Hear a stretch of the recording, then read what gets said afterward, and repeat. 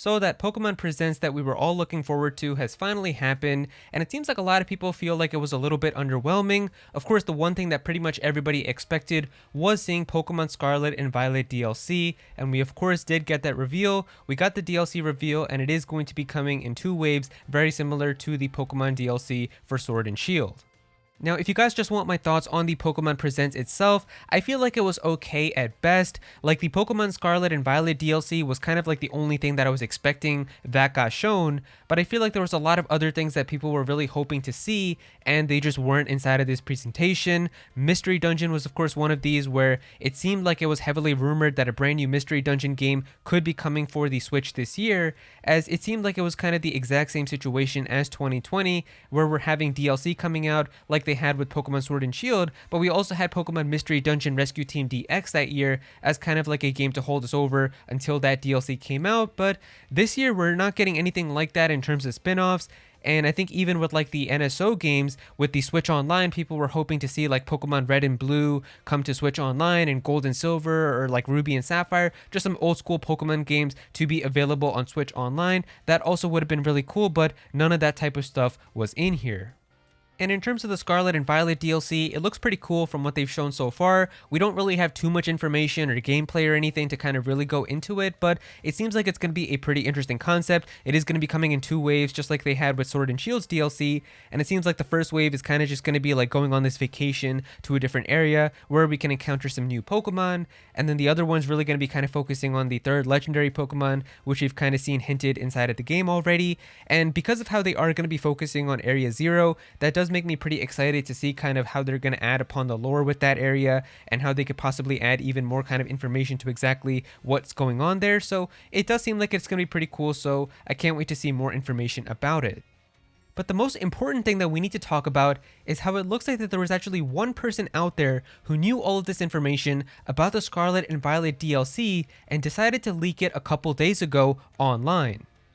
So we've seen this with Pokemon stuff in the past, where we have like a Pokemon Presents or a Pokemon Direct that reveals some new information about the games, and then we find out that there was actually somebody who leaked that information like a couple weeks ago or even months before anything like that was officially shown.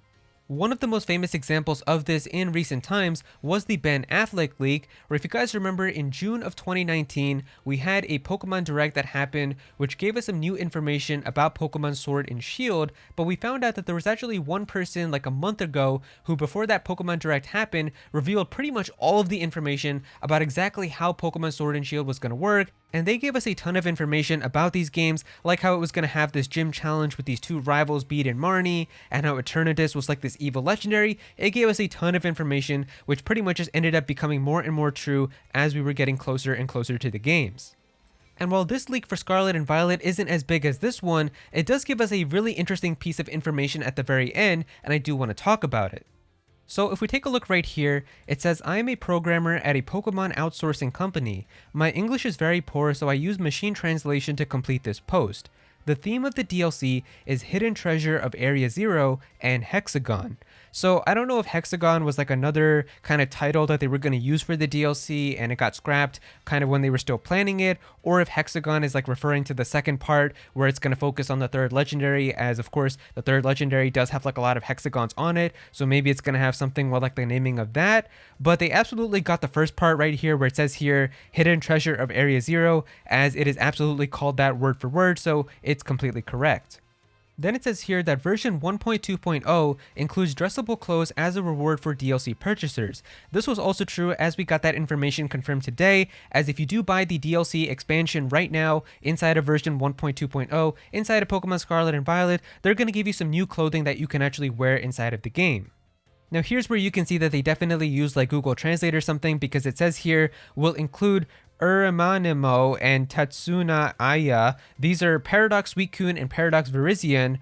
Uramanimo is Water Dragon and Tatsunaya is Grass and Esper. So of course the naming of the Pokemon and like what their actual like Paradox names are going to be are not actually this, and they were absolutely using like Google Translate to kind of translate exactly that, but they did end up getting the typings absolutely correct here, as we know now that Paradox Suicune is in fact going to be a Water and Dragon type.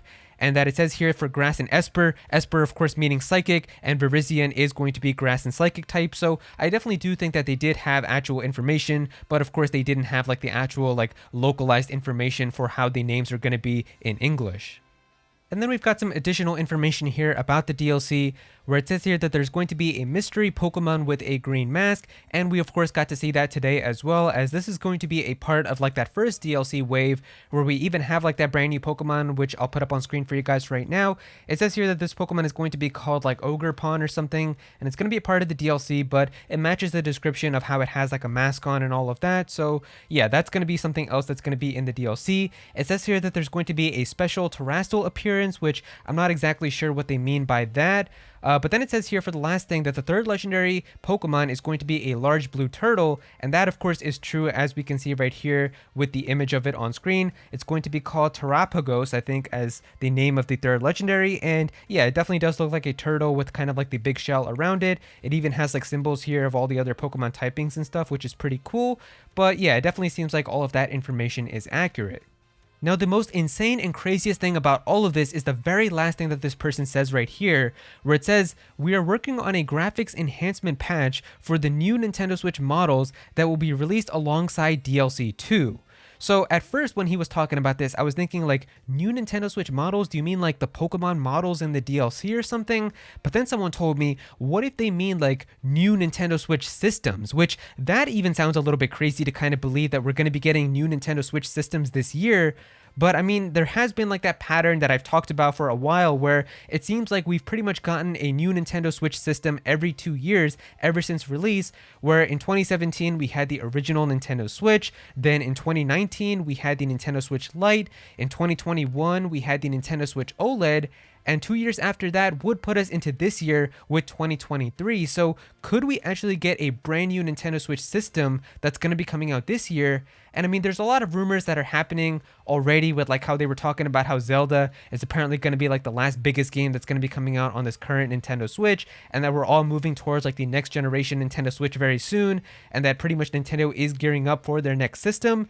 But would it really release this year? Like, that's the thing that makes it kind of confusing, because maybe that doesn't mean that there's going to be like a brand new next generation system, but maybe this is going to be like that Nintendo Switch Pro that's been rumored for so long, where it's actually going to have like better performance and kind of some better like capabilities to be able to have better kind of visuals and all of that.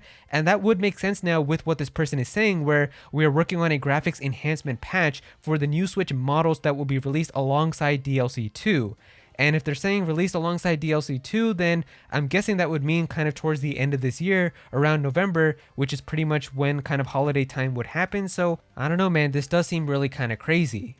Now, it's possible that this person could be telling the truth here about the Switch models, but maybe we're just going to be getting something like the Nintendo Switch Lite OLED, or it's going to be like a new special edition of the existing Switch OLED that we already have. But if that's the case, then it wouldn't really make sense why they would need to have like a special graphics enhancement patch like what the person is saying here.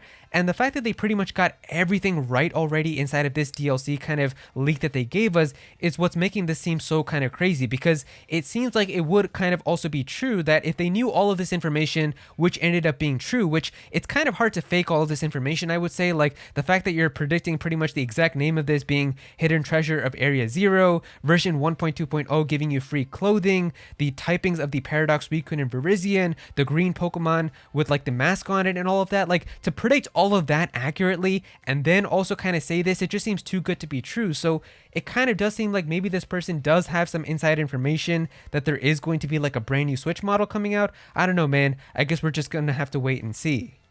But yeah, there you go, guys. That is pretty much all the information that we have right now about the Scarlet and Violet DLC, and information that we could potentially be seeing a brand new Nintendo Switch model coming later this year.